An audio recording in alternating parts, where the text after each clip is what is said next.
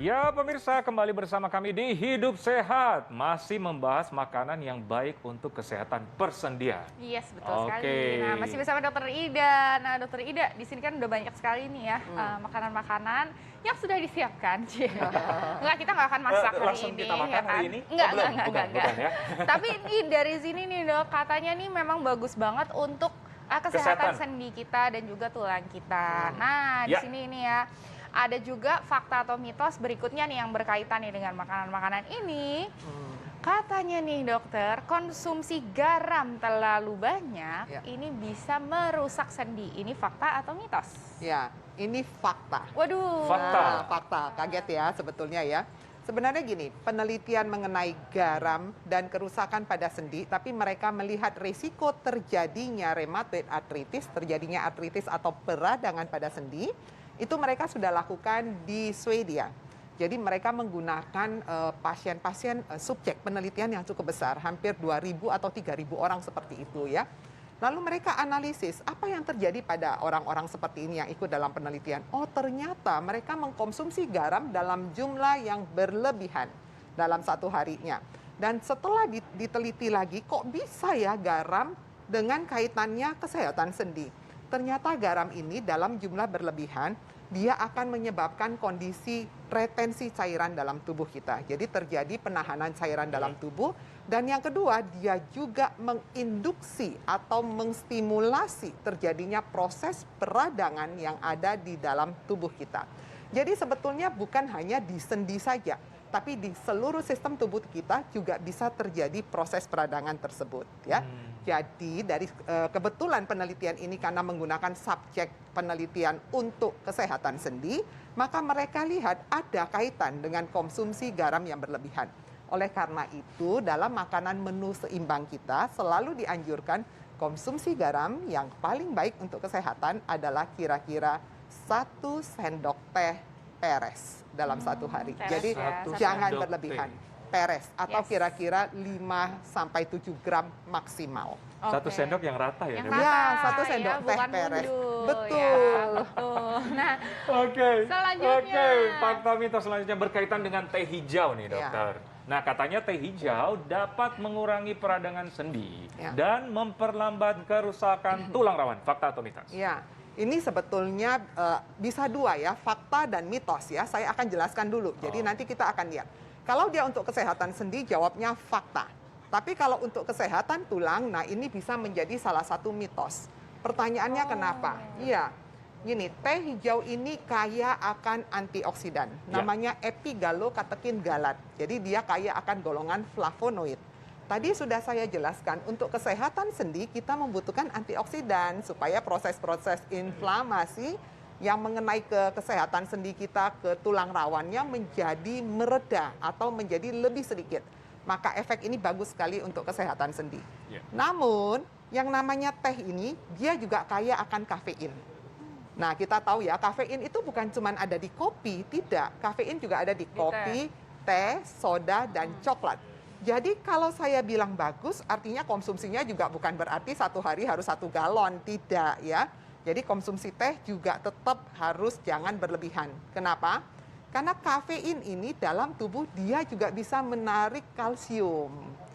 Jadi dia meningkatkan pembuangan kalsium nanti melalui urin ya. Jadi kalau saban hari kita makanin yang namanya minumin teh terus dari pagi sampai malam dalam jumlah yang besar, banyak dan pekat, kandungan kafeinnya menjadi lebih besar, hati-hati jangan-jangan nanti kita kandungan kalsiumnya menjadi lebih rendah. Karena dia juga bisa mengganggu penyerapan kalsium. Jadi efeknya dua, yang satu mengganggu penyerapan kalsium, dan yang kedua karena dia kaya akan fitat, yang kedua dia bisa meningkatkan pembuangan kalsium ke urin. Ya. Wah berarti ini dok kalau misalnya minum teh seperti ini buat yang pecinta teh nih, mungkin bisa diakalinnya itu tidak langsung habis makan langsung minum teh gitu ya dok. Betul ya. sekali. Jadi harus dikasih jarak nih supaya kalsium dan nutrisi-nutrisi lainnya itu bisa terserap langsung ke dalam tubuh kita gitu. Makanya kalau tea time itu biasanya jam 4 sore gitu ya dok ya. Berapa banyak dok ya kalau konsumsi per hari disarankan? Iya betul. Jadi kita lihat kandungan kafein karena kan tadi yang kurang baiknya adalah efek kafein kalau berlebihan. Kafein itu kalau bisa sekitar, bagi mereka yang punya sensitif kafein, jangan lebih dari 200 mg per hari. Kalau tidak masalah boleh sampai 300-400. Dalam satu cup tea ini kira-kira mengandung sekitar 50-60 mg kafein. Jadi kalau Anda sensitif dengan kafein, ya pakainya jangan lebih dari 3 cup satu hari. Tapi kalau tidak masalah dengan kafein, Anda boleh pakai sampai 6 cup satu hari. Oke. Ya masih bisa lah ya. Bisa ya.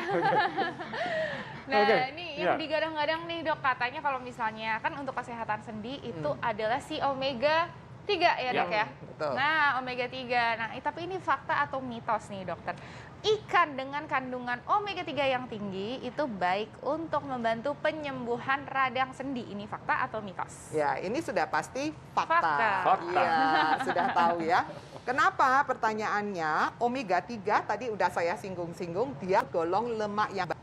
Nah, lemak yang baik, dia mempunyai efek salah satunya sebagai efek anti-inflamasi. Tadi udah saya jelaskan kalau cerita kesehatan sendi, kita selalu berpikir supaya peradangannya tidak makin banyak. Proses inflamasi di sana jangan terlalu banyak. Nah, oleh karena itu kita berikan dong semua makanan yang bisa menjaga supaya proses inflamasi ini tidak nambah. Kalaupun terjadi inflamasi, ya sedikit aja dengan kemampuan tubuh untuk menganulir atau mengurangi kondisi itu.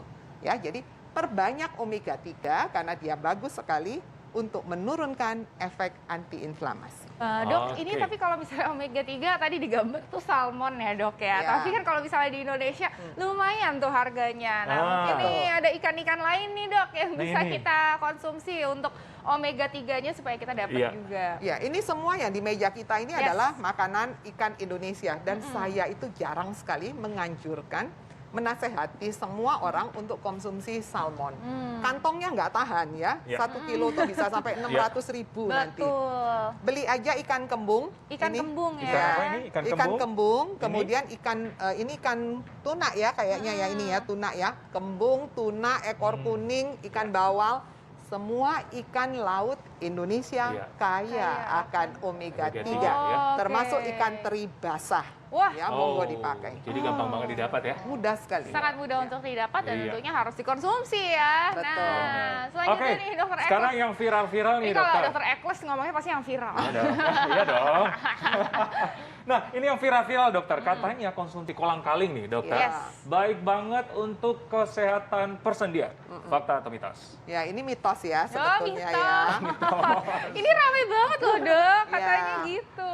Betul sekali. Gini, sebetulnya kenapa dia ramai di masyarakat tidak bisa disalahkan juga karena kandungan dari kolang-kaling itu dia kaya akan polisakarida atau golongan karbohidrat ya, gelatin yang merupakan salah satu bahan yang dibutuhkan untuk membentuk kondroitin kartilago atau tulang rawan.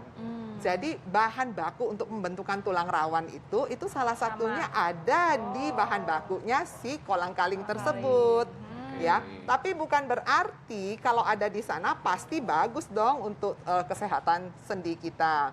Nah, itu ada dua, ada yang memberikan hasil yang bagus dan yang tidak. Jadi kalau kita bicara nutrisi sekarang, nutrisi itu banyak sekali yang bersifat individual.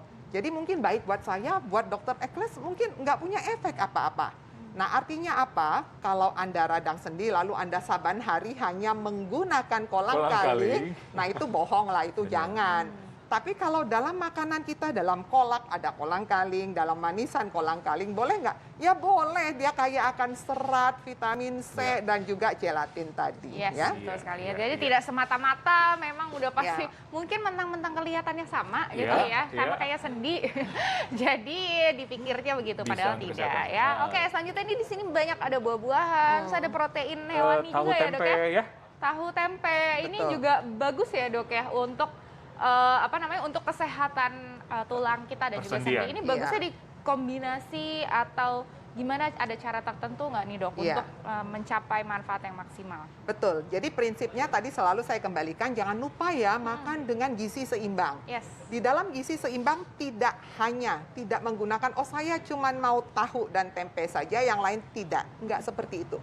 Gizi seimbang artinya semua deh ada di situ, tapi komposisi dan jumlahnya kita atur, ya. Jadi misalnya nasi harus ada ya, Kemudian yang kedua, kalau enggak nasi ya karbohidrat yang lain boleh. Kemudian yang kedua, harus ada protein. Nah, kebetulan untuk kesehatan tulang dan sendi, pilih protein model ikan-ikanan seperti ini. Ya, ini kaya omega 3. Kemudian kita juga butuh yang namanya kacang-kacangan seperti ini. Dia juga kaya akan omega 6 ya. Lalu kita juga butuh bumbu dapurnya. Masak dong pakai bawang merah, bawang putih supaya mendapatkan efek antiinflamasi dan antioksidan. Bumbu dapur Indonesia jangan lupa ditambahkan ya. Contohnya kunyit nih, dibikin pepes. Kunyit ini kaya akan efek antiinflamasi yang luar biasa. Penelitiannya sudah banyak sekali, termasuk untuk kanker. Artinya inflamasinya cukup bagus sekali ya. Lalu ini bagaimana? Ya, dia kaya akan vitamin C. Jadi vitamin C, vitamin A, dan vitamin E ini semua adalah antioksidan yang sangat bagus. Tadi saya sebutkan prinsipnya ada 2 untuk menurunkan proses peradangan yang ada di sana dan menurunkan efek radikal bebas, yaitu antioksidan dan antiinflamasi. Maka dipakailah semua kombinasi dalam menu seimbang. Oke, jadi yang pada intinya menu seimbang, dokter ya? Betul sekali. Menu seimbang. Jangan cuma kolang-kaling, dokter Ali. Iya, ya kalau misalnya udah selesai makan ini semua, tambahannya endingnya mau S2 pakai kolang-kaling boleh ya, tapi harus seimbang ya, jangan kolang-kaling doang ya. Oke.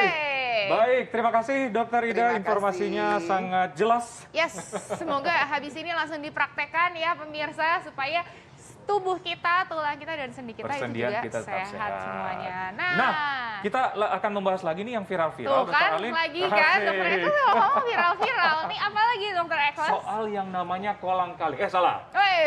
Hepatitis akut pada anak atau hepatitis misterius. Ini lagi rame banget diomongin di sosial media, di berita-berita, info-info, ataupun para ibu-ibu ya. Yes, betul sekali ini ya. Dan gimana sih caranya kita mengenali khusus nih ya, ini hepatitis akut atau bukan sih? Atau ini demam biasa? Atau apakah harus kita, ini nih harus dibawa ke dokternya kapan ya? Sesaat lagi kita akan bahasnya dengan spesialis dokter anak, hanya di Hidup Sehat TV One.